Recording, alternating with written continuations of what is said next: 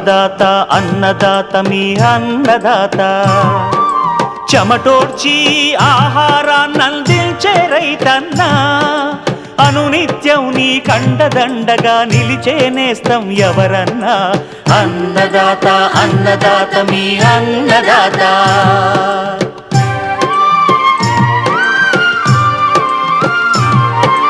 నూతన రీతుల సాగుబడికి నూరింతలు పెరిగే దిగుబడికి సూచనలిచ్చే సస్య రక్షణకు పశు పోషణకి శాస్త్ర విజ్ఞానం అందించి ముందుకు నడిపే తెలుగు రైతు భారతదేశానికి మకుటం అయ్యేలా తీర్చిదిద్దే ఆశయంతో మిమ్ము మేలు కొలిపేది అన్నదాత అన్నదాత అన్నదాత మీ అన్నదాత అన్నదాత అన్నదాత మీ అన్నదాత.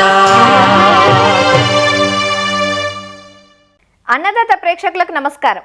ఈనాటి ముఖ్యాంశాలు: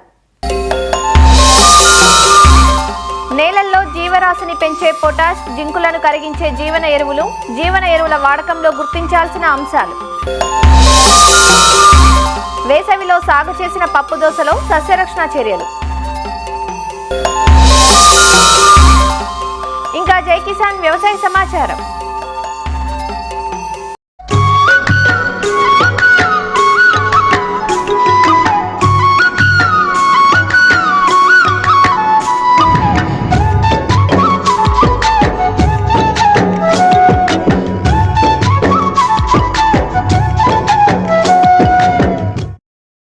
మనం సాగు చేసే నేలల్లో సేంద్రియ పదార్థాన్ని, జీవరాశిని పెంపొందించడానికి తప్పనిసరిగా మన వ్యవసాయంలో జీవన ఎరువులను భాగం చేయాలని నిన్న మొన్నటి అన్నదాతలో తెలుసుకున్నాం కదా.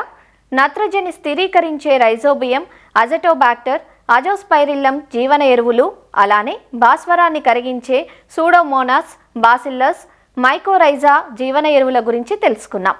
నత్రజని, భాస్వరమే కాక పొటాష్, జింకులను కరిగించే జీవన ఎరువులు కూడా ఇటీవల లభ్యమవుతున్నాయి. ఇవన్నీ విడివిడిగానే కాక అన్ని పోషకాలు కలగలిసిన మిశ్రమం రూపంలోనూ మార్కెట్లో లభ్యమవుతున్నాయి.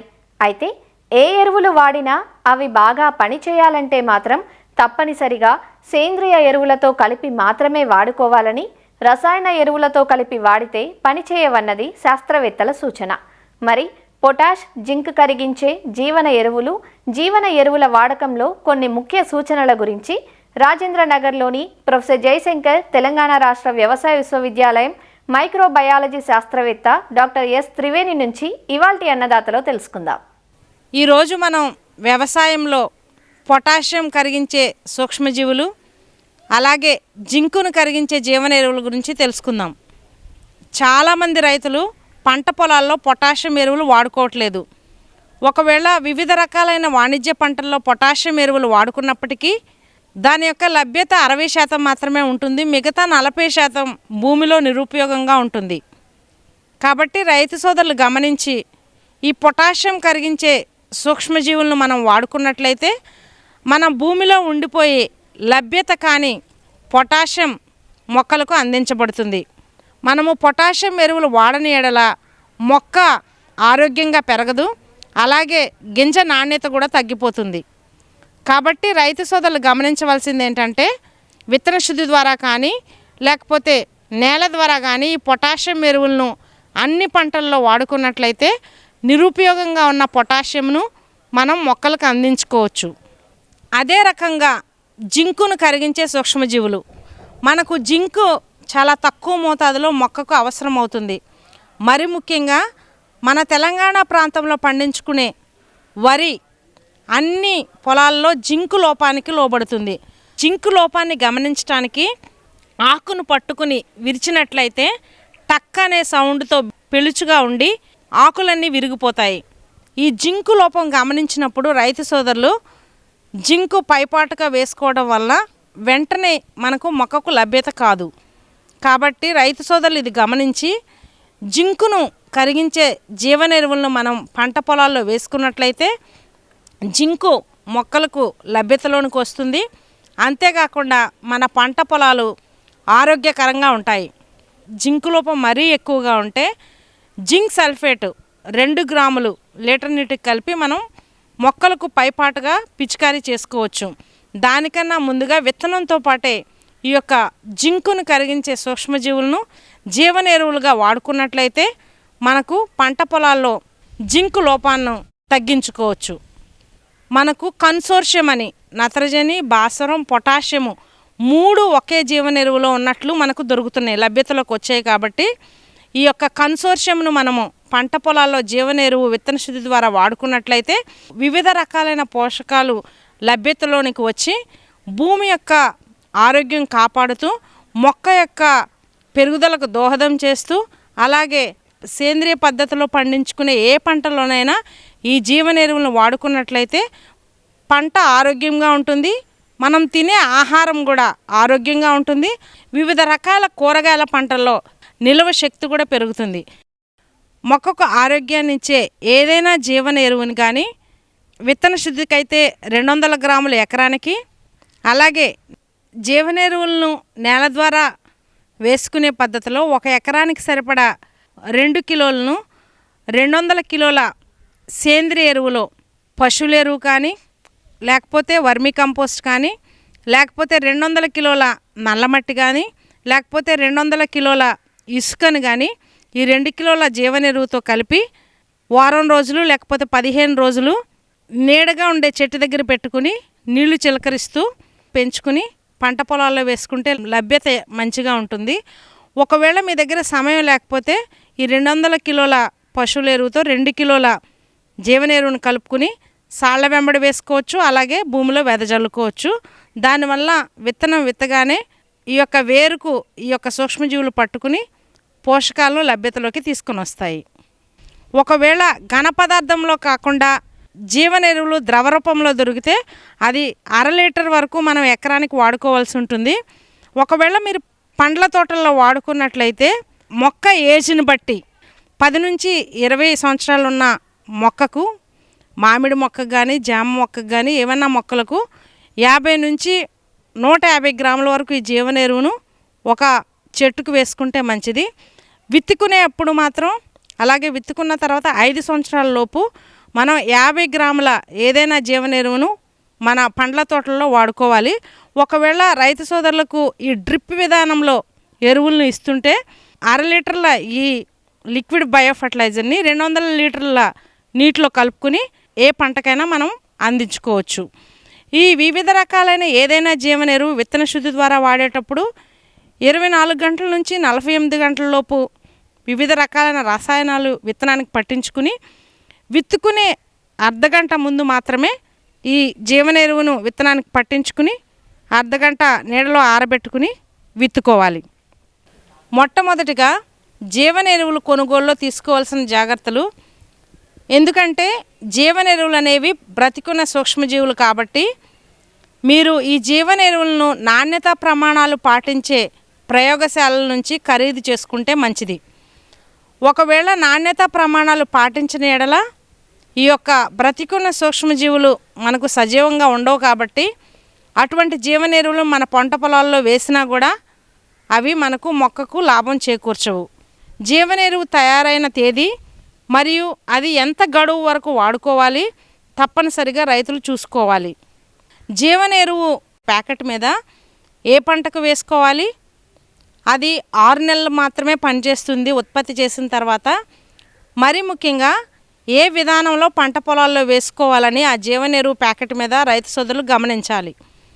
ఒకవేళ మీరు జీవన ఎరువు ఒక 2 నెలల ముందు పంటకాలంలో ముందు కొనుగోలు చేస్తే కనుక ఆ జీవన ఎరువును సేంద్రియ ఎరువులో కలుపుకుని మీరు దాచిపెట్టుకోవచ్చు. లేకపోతే మన పంట పొలాల్లో చల్లని ప్రదేశంలో గడువు తేదీ వరకు మనము నిల్వ ఉంచుకోవచ్చు. ఈ జీవన ఎరువును మనము కలుపు మందులతో కలిపి వాడకూడదు. ఈ జీవన ఎరువులను ఎప్పుడూ సేంద్రియ ఎరువులతో కలిపి మాత్రమే వాడుకోవాలి. రసాయన ఎరువులతో కానీ రసాయన పురుగు మందులతో కానీ అలాగే తెగుళ్ళ మందుతో కానీ కలిపి వాడుకున్నట్లయితే ఈ జీవన ఎరువులు పనిచేయవు. కొంతమంది రైతు సోదరులు ఏం చేస్తారంటే లేబర్ ఖర్చు తగ్గించుకోవచ్చని అన్ని ఎరువులతో పాటు కలిపి వేస్తారు. అప్పుడు ఈ జీవన ఎరువులు పనిచేయవు. ఈ జీవన ఎరువులను వేసుకున్నప్పుడు తప్పనిసరిగా మనము 10 నుంచి 25% వరకు రసాయన ఎరువులను తగ్గించుకుని వాడుకోవాలి. రైతు సోదరులు ఈ యొక్క సూచనలన్నీ గమనించి తగిన సమయంలో తగిన పద్ధతుల్లో వాడుకున్నట్లయితే పంటకు ఆరోగ్యము, అలాగే నేల కూడా ఆరోగ్యంగా ఉంటుంది. ప్రొఫెసర్ జయశంకర్ తెలంగాణ రాష్ట్ర వ్యవసాయ విశ్వవిద్యాలయంలో సూక్ష్మజీవ శాస్త్రం ద్వారా ఉత్పత్తి చేస్తున్న అన్ని విధాల జీవన ఎరువులను పొందవచ్చు. మనం ఈ జీవన ఎరువులను రైతుకి అందుబాటులో సంవత్సరం అంతా ఉంచాము. మా యొక్క ఫోన్ నెంబర్కు సంప్రదించినట్లయితే ఒకవేళ మీరు హైదరాబాద్ రాకపోయినా ట్రాన్స్పోర్ట్ ద్వారా కానీ మీ ఊరికి చేర్చుతాము. కాబట్టి ఈ జీవన ఎరువులకు కావలసిన వారు సంప్రదించవలసిన చిరునామా జీవన ఎరువుల ఉత్పత్తి కేంద్రం, వ్యవసాయ కళాశాల, ప్రొఫెసర్ జయశంకర్ తెలంగాణ వ్యవసాయ విశ్వవిద్యాలయం, రాజేందర్ నగర్. సంప్రదించవలసిన ఫోన్ నెంబర్ 70324539. ప్రతి జీవన ఎరువు మా దగ్గర కిలో 100 రూపాయలు మాత్రమే. ఒకవేళ మీకు లిక్విడ్ బయో ఫర్టిలైజర్ కావాలంటే, ద్రావక జీవన ఎరువు కావాలంటే 1 ఎకరానికి సరిపడా 1/2 లీటర్ జీవన ఎరువును 150 రూపాయలకు పొందవచ్చు.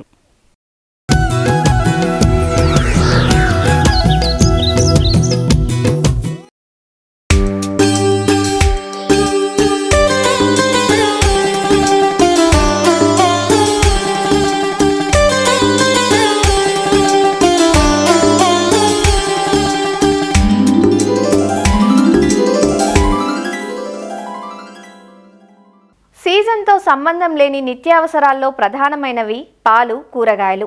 ముఖ్యంగా తీగజాతి కూరగాయలైన బీర, సొర, పొట్ల, దోసలకు వేసవిలో మంచి మార్కెట్ ఉంటుంది. చలువ చేసే ఈ కాయగూరలు వేసవిలో అందివచ్చేలా ఒక ప్రణాళిక ప్రకారం సాగు చేస్తుంటారు రైతులు. అయితే సున్నితంగా ఉండే పప్పుదోస పంట వేసవి కాలంలో ఉండే అధిక వేడిమికి అంతగా తట్టుకోలేక చీడపీడల బారిన పడుతూ ఉంటుంది. వేసవి పప్పుదోసను ఆశిస్తున్న చీడపీడలు నివారణకు పాటించాల్సిన సస్యరక్షణ యాజమాన్యం గురించి సూచిస్తున్నారు సంగారెడ్డి జిల్లా జహీరాబాద్ DDS కృషి విజ్ఞాన కేంద్రం సస్యరక్షణ శాస్త్రవేత్త ఎన్ స్నేహలత. ప్రస్తుతం తీగజాతి పంటల్లో చూసుకున్నట్లయితే తక్కువ కాలంలో వచ్చే పంట దోస. అయితే ఈ దోసలో మనం 2 రకాలు చూడవచ్చు. ఒకటి కూర దోస, దాన్నే పప్పు దోస అని అంటాము.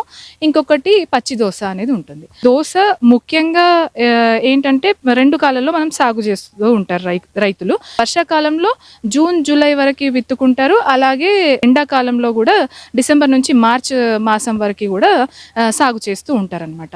ముఖ్యంగా ఈ దోస పంటలో చూసుకున్నట్లయితే మనకి 2 నుంచి 4 ఆకులున్న దశలో గనక గమనించకపోతే ఏంటంటే మొగ పువ్వులు, ఎండాకాలంలో ఏంటంటే ఎండ ఎక్కువ ఉండడం వలన మొగ పువ్వులు వచ్చే అవకాశం ఉంటుంది.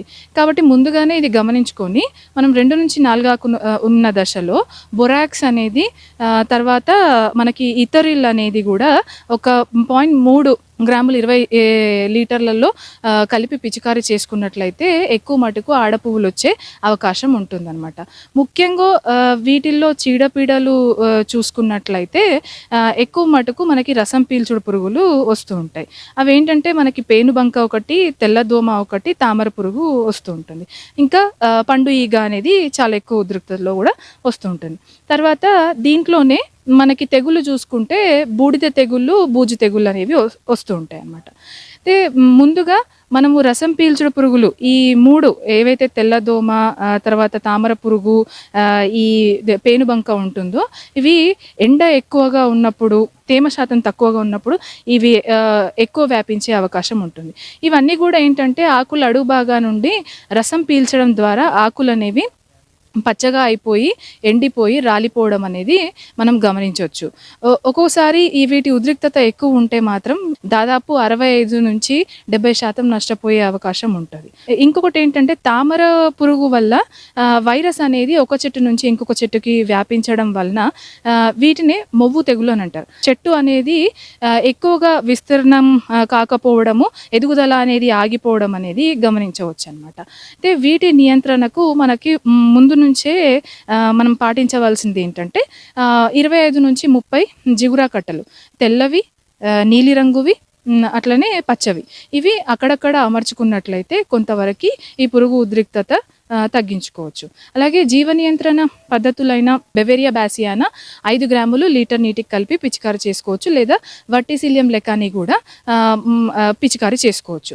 ఇంకొకటి ఏంటంటే పురుగు ఉద్రిక్తత గనక ఒకవేళ ఎక్కువగా ఉంటే మాత్రం అప్పుడు ఇమిడాక్లోప్రిడ్ 0.3 ml లేదా యాసిటామిప్రిడ్ 0.3 గ్రాములు లీటర్ నీటికి కలిపి పిచికారి చేసుకున్నట్లయితే సమగ్రవంతంగా ఈ పురుగును మనం నివారించుకోవచ్చు.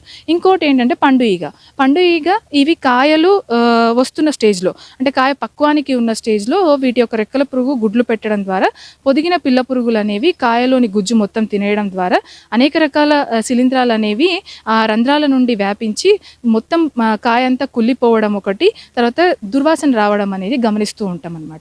పిల్ల పురుగులు ఏవైతే ఉంటాయో అవి మట్టిలో పడి కోశిష్ట దశలు మట్టిలో జరుగుతాయి కనుక వీటిని ఎట్లా అంటే మనం ముందు నుండే ఈ పురుగు ఉనికిని గమనించుకొని వీటికి సంబంధించిన ఫ్రూట్ ఫ్లై ట్రాప్స్కి, అంటే ఈ కూరగాయల్లో పెట్టే ఫ్రూట్ ఫ్లై ట్రాప్స్ ఏవైతే ఉంటాయో అవి 25 నుంచి 30 వరకు ఎకరానికి అక్కడక్కడ అమర్చుకోవడం ద్వారా పురుగుని మనము నివారించుకోవచ్చు ఒకటి. ఇంకోటి ఏంటంటే వేపపిండి అనేది వేస్తూ మనం మట్టిని కదిపినట్లయితే ఈ కోశిష్ట దశలు అనేది సూర్యరశ్మికి ఆకర్షితమై ఎండిపోవడం అనేది జరుగుతూ ఉంటుంది అనమాట.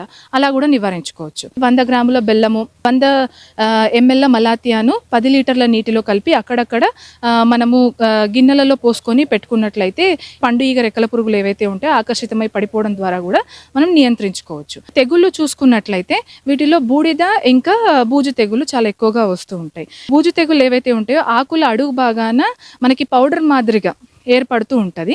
అలాగే ఆ ఆకుల పైన ఏంటంటే పచ్చగా అయిపోయిన మచ్చలు ఏర్పడడం జరుగుతుంది. అట్లనే ఇవి మొత్తం అంటే చెట్టు మొత్తం వ్యాపించేసి ఎండిపోవడం అనేది గమనిస్తూ ఉంటాం.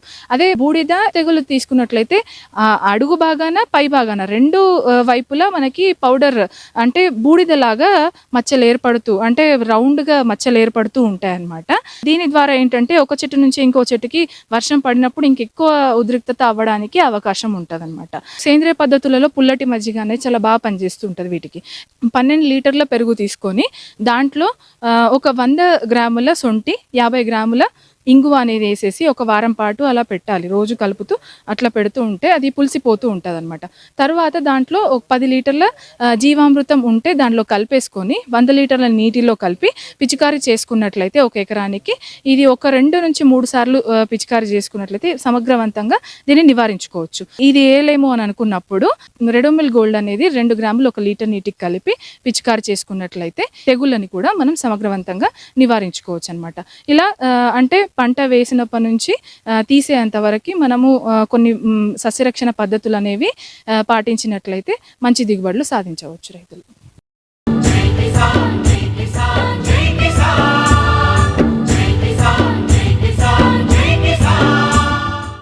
వ్యవసాయ సమాచారం ఇప్పుడు జై కిసాన్లో చూద్దాం. మెదక్ జిల్లాలో యాసంగి ధాన్యం కోతలు ముమ్మరంగా సాగుతున్నాయి. ఇందుకు అనుగుణంగా అధికారులు కొనుగోలు కేంద్రాలు ఏర్పాటు చేశారు. పౌర సరఫరాల శాఖ ఆధ్వర్యంలో ధాన్యం కొనుగోళ్లు జరుగుతున్నాయి. సన్నధాన్యానికి సంబంధించి జిల్లాలో 535 కేంద్రాలు ఏర్పాటయ్యాయని, నిబంధనలకు అనుగుణంగా ధాన్యాన్ని సేకరిస్తున్నట్లు అధికారులు చెబుతున్నారు. కొనుగోలు కేంద్రాల్లో మౌలిక వసతుల కల్పన కొనుగోళ్లకు సంబంధించి పూర్తి వివరాలను మెదక్ జిల్లా పౌర సరఫరాల శాఖ అధికారి జగదీష్ తెలియజేస్తారు. మెదక్ జిల్లాలో యాసంగి ధాన్యం కోతలు ముమ్మరంగా సాగుతున్నాయి. ఇందుకు అనుగుణంగా అధికారులు కొనుగోలు కేంద్రాలు ఏర్పాటు చేశారు. పౌర సరఫరాల శాఖ ఆధ్వర్యంలో ధాన్యం కొనుగోళ్లు జరుగుతున్నాయి. సన్నధాన్యానికి సంబంధించి జిల్లాలో 535 కేంద్రాలు ఏర్పాటయ్యాయని, నిబంధనలకు అనుగుణంగా ధాన్యాన్ని సేకరిస్తున్నట్లు అధికారులు చెబుతున్నారు. కొనుగోలు కేంద్రాల్లో మౌలిక వసతుల కల్పన కొనుగోళ్లకు సంబంధించి పూర్తి వివరాలను మెదక్ జిల్లా పౌర సరఫరాల శాఖ అధికారి జగదీష్ తెలియజేస్తున్నారు. మెదక్ జిల్లాలో అయితే యాసంగికి సంబంధించి వరి కోతలు ప్రారంభం కావడం జరిగింది. ధాన్యాన్ని కొనుగోలు కేంద్రాలకు కూడా రైతులు తరలిస్తా ఉన్నారు. ఈ ధాన్యం కొనుగోలు కేంద్రాల్లో అయితే పరిస్థితి ఎలా ఉంది, వాటిలో మౌలిక వసతులు ఏ విధంగా కల్పించారు అనేటువంటి విషయాన్ని మనము జిల్లా సివిల్ సప్లై అధికారి సామ జగదీష్ మనతో ఉన్నాడు. మరిన్ని వివరాలు ఆయన తెలుసుకునే ప్రయత్నం చేద్దాం. మన మెదక్ జిల్లాలో ఎన్ని ఎకరాల్లో వరి సాగు చేశారు, అయితే ఎన్ని కొనుగోలు కేంద్రాలు ఏర్పాటు చేశారు, ఎంత ధాన్యం వస్తుందో అంచనా వేస్తున్నారు? ఇప్పుడు అగ్రికల్చర్ ఇచ్చిన డేటా ప్రకారంగా మన జిల్లాలో 4,45,000 మెట్రిక్ టన్నుల ధాన్యం గవర్నమెంట్ పీపీసీ సెంటర్లకు వస్తాయి. గవర్నమెంట్ పర్చేజ్ చేస్తుంది. 6 లక్షలు ఉన్నాయి. 6 లక్షల ప్రొడక్షన్ ఉంది.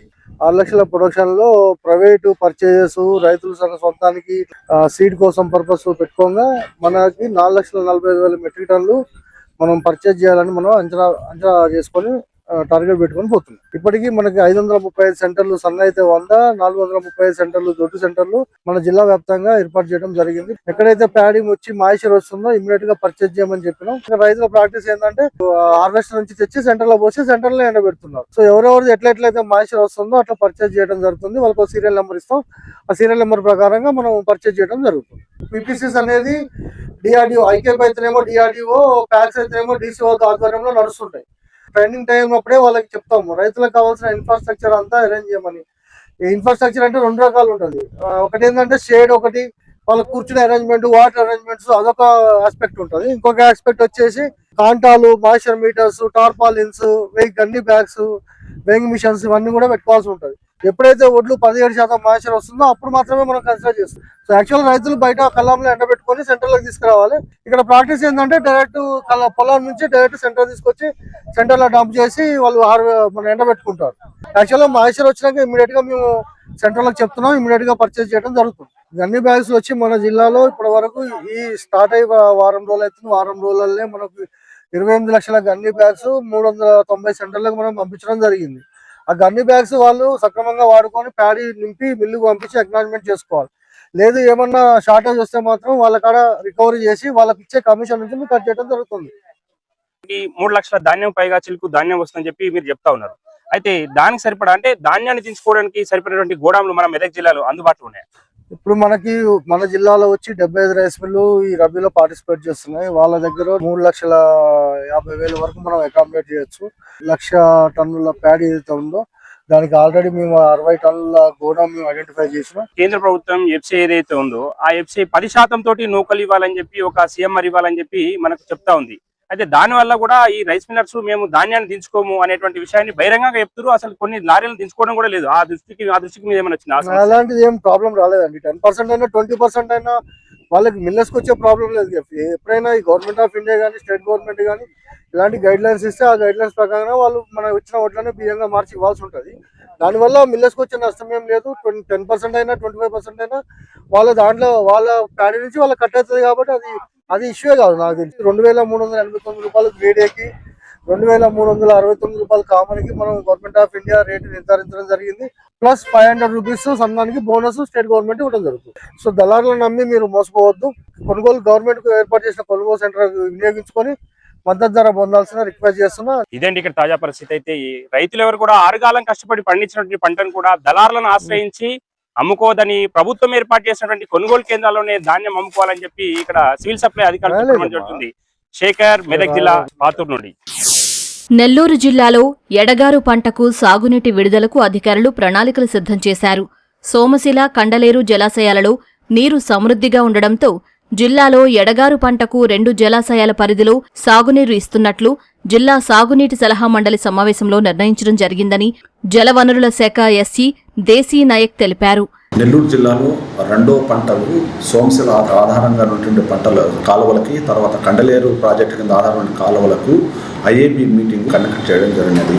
కండలేరు కింద 1,24,000 ఎకరాలు అనగా 13.78 టీఎంసీ గాను, తర్వాత సోమశిల ఆధారంగా ఉన్నటువంటి కాలువలు అనగా ఈ కావలి కెనాల్ కింద 74,000, దక్షిణ కాలువ కింద 20,000, డెల్టా సిస్టమ్ కింద 2,02,000 ఎకరాలు, కనుపూర్ కెనాల్ కింద 27,000 ఎకరాలు, మొత్తము సోమశిల ప్రాజెక్టు కింద 3,23,322 ఎకరములకు గాను 35.98 టీఎంసీలు కేటాయించడం జరిగినది. అదే కండలేరు కింద 1,24,000 గాను 13.78 టీఎంసీ కేటాయించడం జరిగింది. టోటల్ రెండో పంటకు గాను కండలేరు కింద, సోమశిల కింద మొత్తము 4,57,322 ఎకరములకు 49.76 టీఎంసీలుగా కేటాయించడం జరిగినది. మరిన్ని విభిన్న అంశాలతో రేపటి అన్నదాతలో మళ్ళీ కలుసుకుందాం. నమస్కారం. అన్నదాతలు తమ సందేహాలు, సమస్యలను 1-800-425-4085 టోల్ ఫ్రీ నంబర్లో ఉదయం 10 నుంచి 11 గంటల మధ్య పని దినాలలో సంప్రదించగలరు. ఈ కార్యక్రమాన్ని యూట్యూబ్లో www.youtube.com/annadata ETV లింక్ ద్వారా వీక్షించవచ్చు.